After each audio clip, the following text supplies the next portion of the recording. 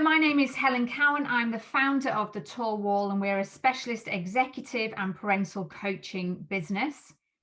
And hi, I'm Jennifer Clamp. I'm the founder of Aata. We work with founders to become CEOs and grow their businesses sustainably, and we do that through business coaching. And we are here today to talk about the things that no one tells you when you are starting out in a business. When you become an entrepreneur, you start your own business, what are the things that no one ever tells you? And what we want to try and do is give you a bit of a peek behind the curtain as to what happens when you start down that road.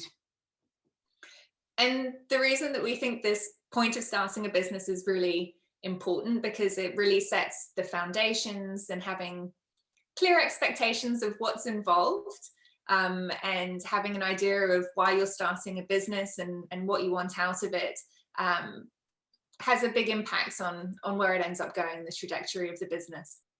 Yeah, and I'm noticing, probably because we're coming out of this pandemic and people are starting to think, what now? And I'm noticing more and more questions around what does it mean to start my own business? So for me, this is a really interesting conversation. And I'm also going to bring my own personal experience of starting a business. And Jennifer, I know you've had multiple businesses, and we're going to hear some of those stories as well.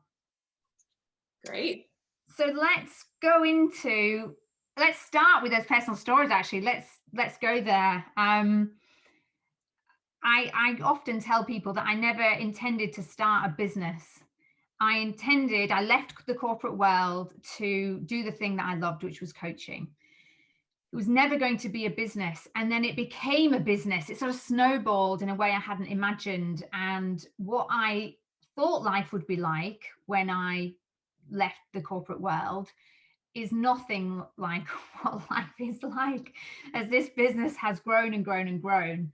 I thought I'd be working maybe 3 days a week and doing the thing that I loved and only really doing that, and picking up my children from school and baking cakes and having nice walks, and life would be amazing. It hasn't turned out like that in a really good way and in a not so good way. So there is a reality check here that I have been through personally. Yeah. And I think that is an expectation when a lot of people start a business, is that they're doing it for those reasons, wanting to have a better lifestyle. For myself, I actually realized on reflection in preparing for this conversation today that this is my third business, and they've all been really different. So the first one was a product of winning multiple startup competitions. It was a tech company called Garden Genie, making it simple and easy for people to grow their own food, which I still need for myself. And I had this big vision of how it was going to change the world and change the food system, and all of these things that I was going to achieve with this business. But the reality of winning competitions and starting a business are quite different things. And that was a real kind of a wake-up call for me in terms of this big vision versus just the things that needed to happen today to get that business off the ground. And the second was Tech Week, so setting up a national festival of tech and innovation. And whilst that was something that I believed in passionately and believed in the vision for it in terms of connecting a national ecosystem, it wasn't my baby. It wasn't something that that I wanted to spend the rest of my life doing. And so I was clear that I wanted to lead the creation of it, set the tone, set the direction, and then hand over to an operational team, because I like focusing on that strategy and big picture piece. So that happened. And then in the last year, I've started Aata, which has been much like you, Helen. I've still got a very big vision there around wanting to support purpose businesses to scale and become the incumbents, because I think their business can lead the way for economic prosperity for all.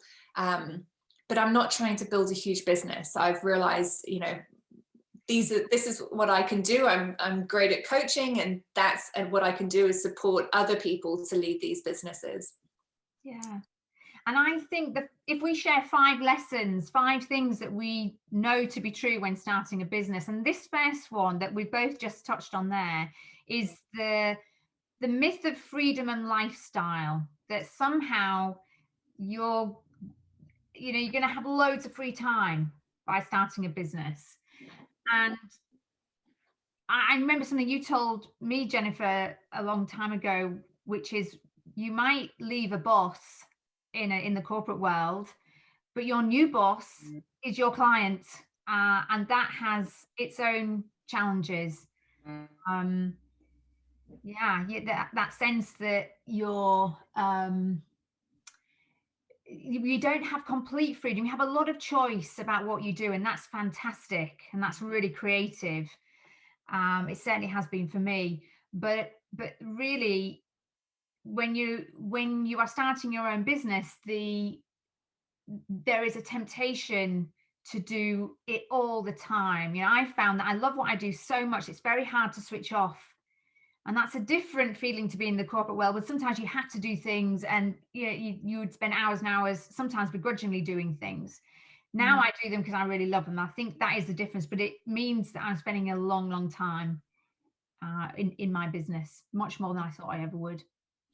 And what you spoke about in terms of, we've spoken about this before, I don't think you mentioned it just now, but this idea of, you'd be picking up the kids up from school and making cupcakes and having time for those things that you hadn't had time before. A lot of people, when they start a business, that would be more of a lifestyle business because it's granting you a lifestyle. And the reality of, you talk about being in service, instead of having a boss, you're in service to your clients. Well, that's part of thinking about when you're starting a business is, what do I need it to do for me in terms of income? Because that is the other thing that you become in service to is revenue, and finding ways to ensure that you're generating sufficient revenue in the business. Yeah. So that's point number one. Be really clear on what this lifestyle is that you're going to have when you start a business. Number two, I really feel passionate about that one, is the opportunities that come when you are your own boss. So I think some people are frightened of starting a business because they worry that there's lots of things they can't do. And what I've experienced, and I've noticed other people experience, is that when push comes to shove and it's your business and it's your brand and it's you on the line, you become capable of so much more than you anticipated or you ever thought. It pushes you to the limit to do things that you thought, oh my goodness, I would never dream that I could do this. I remember really early on when I started this business, I was invited to go and speak at a breakfast event. And I thought, oh my God, I don't want to go and speak at a breakfast event. And I would maybe try and get out of it in a different world, in a corporate world. But I thought, no, this is my brand. This is it now. I've got to go and sell. I've got to go and put absolutely myself on the line and go and do this thing. And there's loads of speaking events that I do where I get much better and better at them. But in the old days, I would have done everything I could to not do that. But I'm amazed at what I'm capable of when it's my brand and my business. Yeah. And I remember a similar story for myself, actually, with Garden Genie. We got flown to Texas and we got to attend South by Southwest. And I was in a talk with Alexis Ohanian, who started Reddit. And he asked the question, who here is like super excited about starting their business? And from a perspective of, he was asking from a perspective of purpose, like you really believe in what you're doing. And I was taking some notes when he said that, and I shot my hand up. So I'm like, yes, I'm like super excited about the change I think the business can bring in the world. And then I heard him say, oh, you over there, you're the first one to put your hands up, come and pitch your business on stage.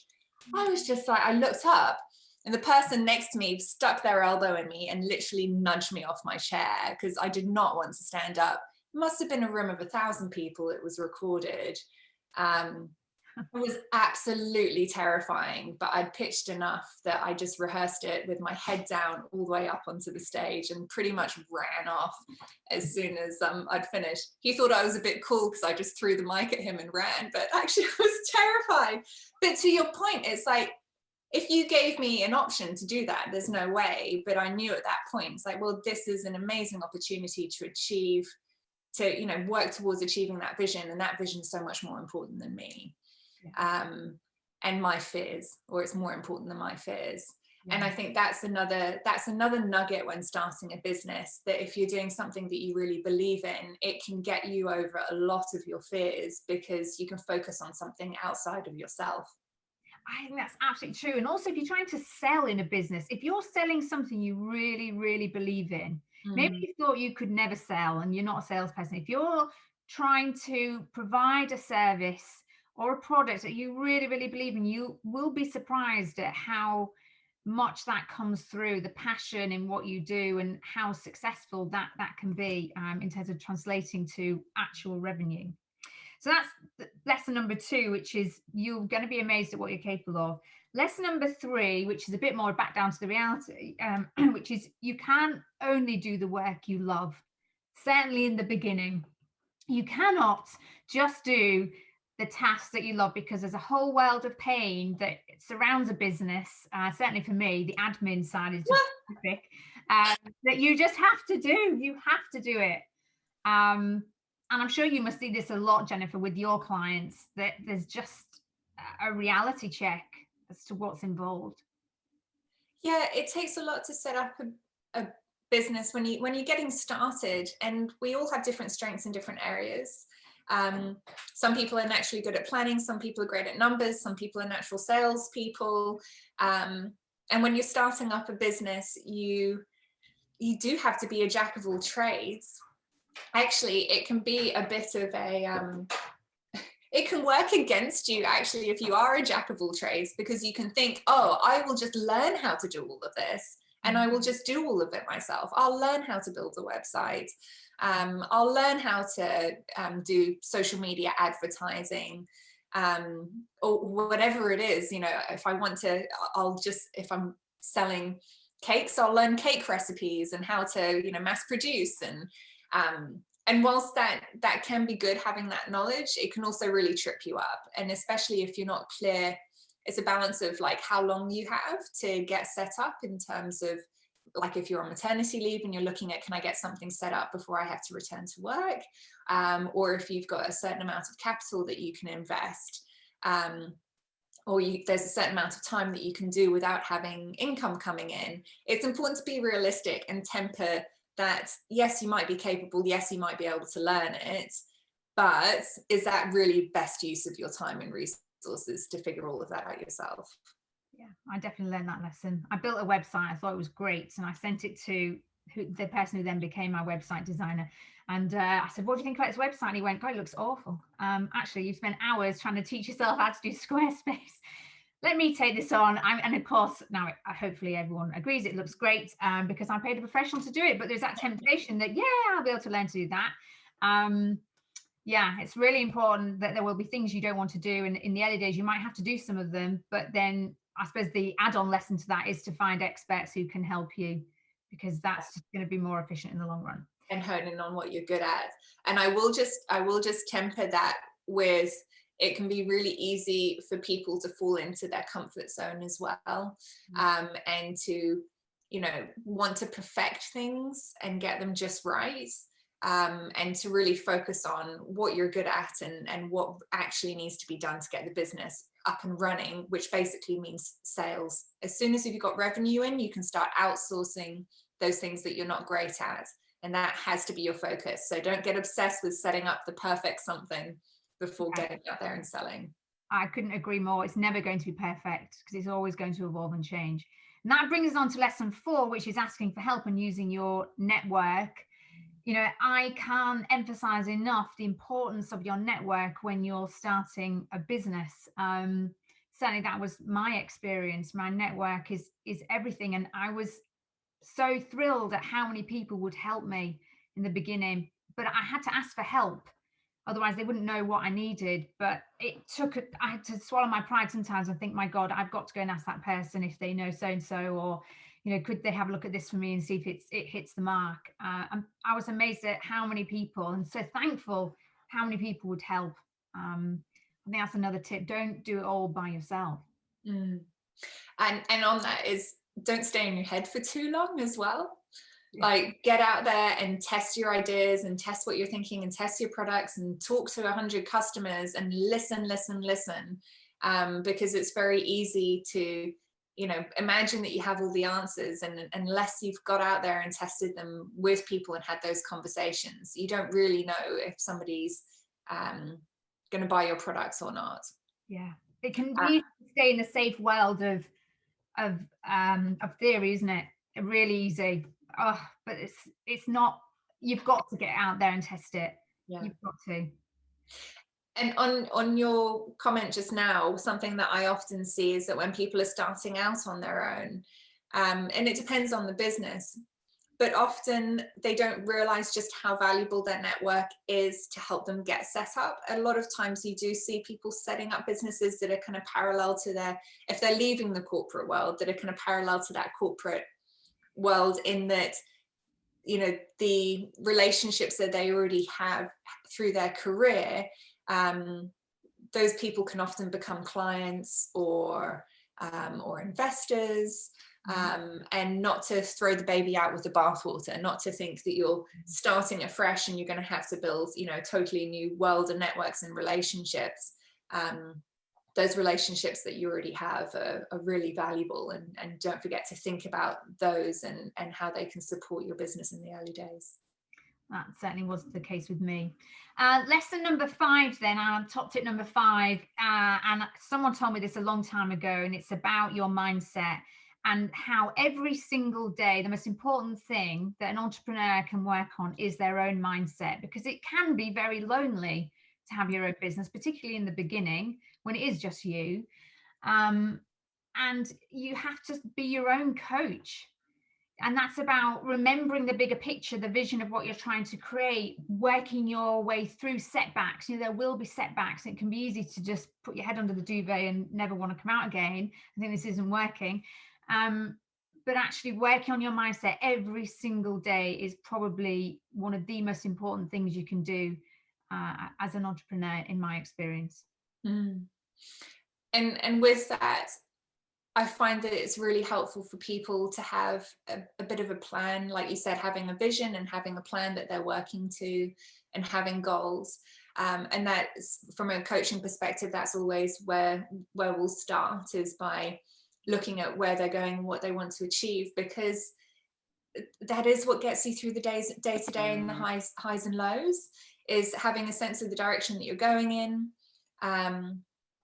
Trying things out, knowing that not everything's going to work, and being quite realistic about that. That's often, again, the conversation that I'll have with clients in coaching sessions is, treat this as an experiment. Even if it doesn't work, you'll learn a lot from it.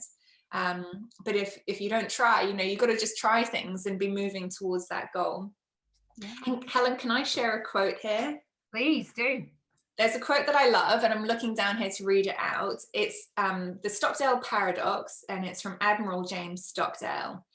And he said, "You must never confuse faith that you will prevail in the end, which you can never afford to lose, with the discipline to confront the most brutal facts of your current reality, whatever they may be." And for me, this really sums up that experience of starting a business, holding on to that vision of why you're doing this, but also just being very grounded in reality of where you are today. And this also really reflects, I think, the coaching relationship as well, which is always balancing that vision and that what drives and motivates you with the reality of the day-to-day, and overcoming those day-to-day challenges, helping you to make decisions in your business, to find new pathways, and to maintain that positive mindset, as you say, Helen. Yeah, I think that's when I've worked with you, Jennifer, and you've helped me in my business, what's been brilliant is holding me to a vision, but then making it reality. So I think some people think coaching is a nice conversation about some magical fairy tale 5 years time. Actually, what has been important to me is to hold that vision and be very clear on what that is, but simultaneously to ground it into, right, today, this is my problem. How are we going to address this thing today? And what does that mean in terms of the vision? So I think that's really valuable. has been for me, and I'm sure for other clients that you work it with, just being able to ground this in reality, but to hold the bigger picture in mind. It's a difficult balancing act. It's really difficult to do on your own. And I have had to do it for a long time on my own, before I invested in a coach myself. But yeah, it's that mindset piece that is so, so important. If people that are listening want to find out more about Aata, want to find out more about the Tall Wall, the links to our various social media channels are in the text above, yeah, or below, whatever. So please do get in touch if you want to find out more. Thank you, Jennifer, for your wisdom. I really appreciate it. Thank you for your inspiration. Yes. Thank you, Jennifer. Take care. Bye-bye.